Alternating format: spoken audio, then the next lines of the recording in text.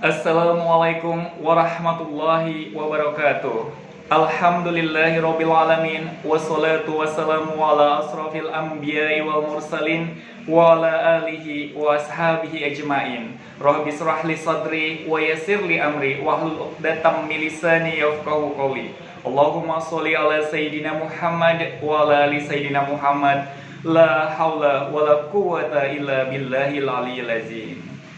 Apa kabar saudara-saudara sahabat surga dimanapun Anda berada?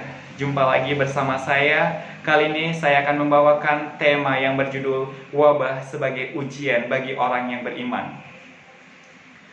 Dalam kehidupan dunia ini, orang-orang yang beriman tidak akan luput dari ujian dari Allah Subhanahu wa Ta'ala.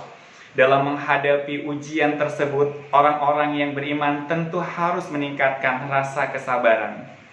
Ujian yang datang dari Allah Subhanahu wa Ta'ala tersebut tentunya bervariasi, tidak hanya satu jenis ujian. Terkadang Allah memberikan ujian dengan rasa takut terhadap bencana atau wabah seperti yang terjadi sekarang ini, yaitu virus corona, atau diuji dengan rasa lapar karena krisis ekonomi dan sebagainya.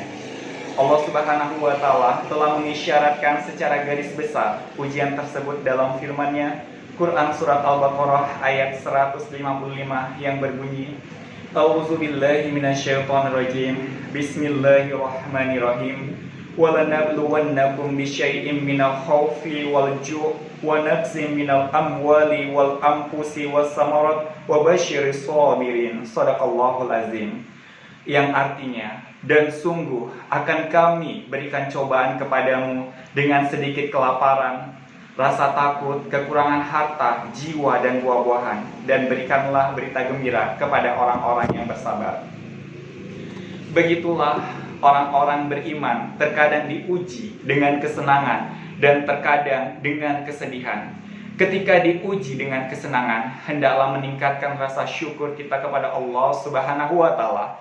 Dan ketika diuji dengan kesedihan atau penderitaan, maka hendaknya semakin mendekatkan diri kepada Allah Subhanahu wa Ta'ala, meminta pertolongan dan perlindungannya. Maka secara global ujian itu terbagi dua, yaitu ujian berupa kesenangan dan yang kedua ujian berupa kesedihan. Sebagaimana firman Allah Subhanahu wa Ta'ala dalam Quran Surat Al-Anbiya ayat 35 yang dalam bahasa Indonesianya, kami akan menguji kalian dengan keburukan dan kebaikan sebagai cobaan yang sebenar-benarnya, dan hanya kepada kalianlah kami, dan kepada kamilah kalian dikembalikan. Saudara-saudara sahabat surga dimanapun Anda berada, ada kalanya ujian itu dengan musibah dan ada kalanya dengan nikmat, agar Allah dapat melihat siapakah yang bersyukur dan siapakah yang ingkar, siapakah yang bersabar serta siapakah yang berputus asa. Kadang diuji dengan kesengsaraan, kadang dengan kemakmuran, sehat dan sakit, kaya dan miskin, halal dan haram, taat dan durhaka, serta petunjuk dan kesesatan. Sahabat-sahabat surga dimanapun Anda berada, ujian kesenangan ketika mendapat rezeki yang banyak, misal karena naik karirnya, perusahaannya maju, bisnisnya lancar, hasil pertaniannya bagus, atau ketika mendapat pendamping hidup yang cantik, dikaruniai anak-anak yang soleh dan banyak. Semua di atas termasuk ujian juga dalam kesenangan. Maka bersyukurlah kepada Allah Subhanahu wa Ta'ala dengan cara meningkatkan kualitas keimanan, ketaatan dan ketakwaan kepada Allah Subhanahu wa Ta'ala.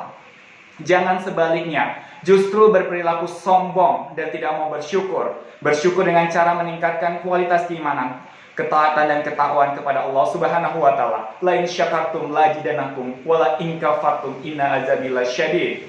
Jika kamu bersyukur kepadaku, kata Allah, maka akan kutambah nikmatku. Tapi ingat, jika kamu kufur, azabku sangat pedih. Kemudian yang kedua, ujian kesedihan.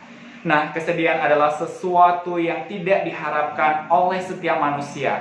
Dan secara naluri orang-orang yang beriman pun memiliki rasa sedih. Tapi kesedihan itu tidaklah harus larut berlalu. Ketika menghadapi ujian berupa kesedihan, maka hendaknya semakin mendekatkan diri kepada Allah Subhanahu wa Ta'ala. Oleh karena itulah, mari di bulan suci Ramadan ini kita tingkatkan kadar keimanan kita kepada Allah Subhanahu wa Ta'ala. Mudah-mudahan kita menjadi hamba-hamba Allah yang bertakwa kepadanya. Ini saja yang dapat saya sampaikan. Terima kasih atas segala kekurangan. Mohon ampun kepada Allah Subhanahu wa taala. Usikum wa nafsi bitaqwallah. Assalamualaikum warahmatullahi wabarakatuh.